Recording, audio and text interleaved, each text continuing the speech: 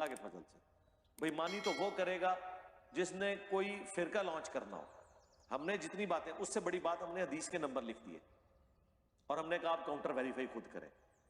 کسی کو الفاظ کے چناؤ میں ایشو ہے کہ یہ لفظ نہیں، یہ ہونا چاہیے تھا، تو ٹھیک ہے آپ اوریجنل ٹیکسٹ کو فالو کریں، یہ آپ کا رائٹ ہے. آپ کہتے ہیں اس کی بجائے یہ لفظ ہوتا، ٹھیک ہے آپ کا رائٹ ہے. دیکھیں اہل حدیثوں نے خود ترجمہ کیا ہے مسلم شریف کا علامہ وحید الزمان نے کہ حضرت ابو سفیان رضی اللہ تعالیٰ عنہ نے نبی اسلام کو فتح مکہ پہ کہا کہ میرے بیٹے معاویہ کو اپنا منشی رکھ لیں. انہوں نے میرے خلاف کلپ بنایا کہ حضرت معاویہ کو منشی کہہ دیا. کرام کے بارے میں منفی سوچ فکر رکھنے والے پیدا کر رہے ہیں. کاتب قرآن کو نعوذ باللہ منشی کہنا، اس سے کیا گھٹیا طریقہ ہو سکتا ہے؟ اندازہ کرو، وہ تواڈے ابے نے لکھی ہے، ترجمہ موجود ہے. وہ نہیں، اس کی بجائے آپ کو کہنا چاہیے تھا کاتب. یار منشی لفظ کو نوٹوریس ورڈ نہیں ہے. وحید الزمان صاحب کے بارے میں پوچھا گیا ہے کہ وہ اہل حدیث تھے، کیونکہ دیوبندی اور بریلوی حضرات اہل حدیثوں کے خلاف وحید الزمان کے گندے حوالے پیش کرتے ہیں اور کہتے ہیں کہ وہ اہل حدیث تھے. میں یہاں پر صرف ایک حوالہ خود وحید الزمان صاحب کا ان کی اپنی زبانی پیش کرتا ہوں، جس سے یہ بات بالکل واضح ہو جائے گی کہ وہ اہل حدیث تھے ہی نہیں.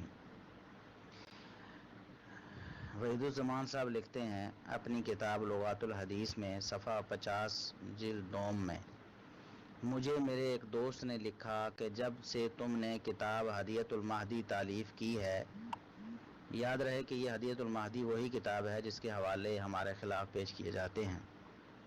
وحید الزمان صاحب خود لکھتے ہیں مجھے میرے ایک دوست نے لکھا کہ جب سے تم نے کتاب ہدیۃ المہدی تالیف کی ہے تو اہل حدیث کا ایک بڑا گروہ جیسے مولانا شمس الحق مرحوم عظیم آبادی اور مولانا محمد حسین صاحب لاہوری اور مولانا محمد عبداللہ صاحب غازی پوری اور مولانا فقیر اللہ صاحب پنجابی اور مولانا ثناء اللہ صاحب امرتسری وغیرہ ہم تم سے بددل ہو گئے ہیں اور عام اہل حدیث کا اعتقاد تم سے جاتا رہا ہے.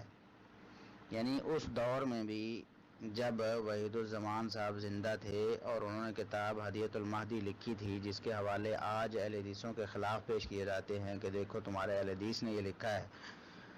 خود اس کے بارے میں وحید الزمان صاحب لکھتے ہیں کہ یہ کتاب لکھنے کے بعد میرے دوست نے مجھے بتایا کہ اہل حدیث علماء بھی تم سے بددل ہو گئے ہیں اور عام اہل حدیث کا اعتقاد بھی تم سے جاتا رہا ہے. یعنی تمہاری عقیدت، تمہارا احترام اہل حدیثوں کے دلوں میں نہیں رہا.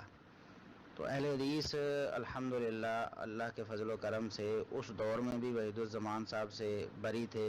آج کے دور میں بھی جیسا کہ محدث العصر مولانا زبیر علی زئی رحمہ اللہ تعالی نے بھی بہت سے مقامات پر اپنی کتابوں میں یہ بات تفصیل کے ساتھ لکھ دی ہے کہ اہل حدیث وحید الزمان سے بری ہیں، ان کا وحید الزمان سے کوئی تعلق نہیں.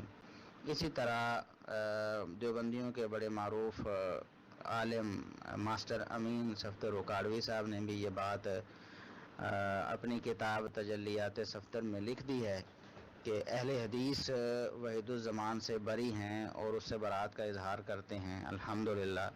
تو پھر وحید الزمان کے حوالے اہل حدیثوں کے خلاف پیش کرنا امانت اور دیانت کے خلاف ہے، کیونکہ اہل حدیث اس سے بری